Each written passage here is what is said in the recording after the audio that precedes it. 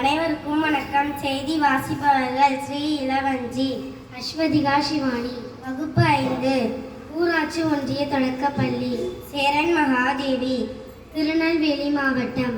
இன்றைய முக்கிய செய்திகள். IAS IPS மெயின் தேர்வில் தமிழகத்தில் 162 பேர் வெற்றி பெற்று சாதனை. இந்திய அளவில் 2736 பேர் தேர்ச்சி.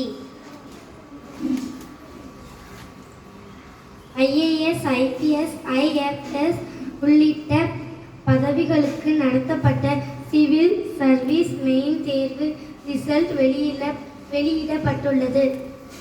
இந்திய அளவில் 2736 பேர் தேர்ச்சி பெற்றுள்ளனர். தமிழகத்தில் மட்டும் 162 பேர் வெற்றி பெற்று சாதனை படைத்துள்ளனர். மாநகரில் மழை கொட்டி தீர்த்தது. நெல்லை தூத்துக்குடிக்கு ரெட் அலர்ட். வேளாண் பணிகளை தொடங்கிய விவசாயிகள் நிம்மதி. நெல்லை தூத்துக்குடி மாவட்டங்களுக்கு நேற்று ரெட் அலர்ட் கொடுக்கப்பட்ட நிலையில் பல்வேறு இடங்களில் மழை கொட்டி தீர்த்தது. தொடர்ந்து வானம் மேகக்கூட்டத்தோடு காணப்படும் நிலையில் நெல்லை மாநகர பகுதியில் கனமழை காணப்பட்டது. தென் மாவட்டங்களில் மழையின் அளவு அதிகரிக்க வாய்ப்புள்ளதால் நீர்நிலைகள் நிரம்பும் என எதிர்பார்க்கப்படுகிறது.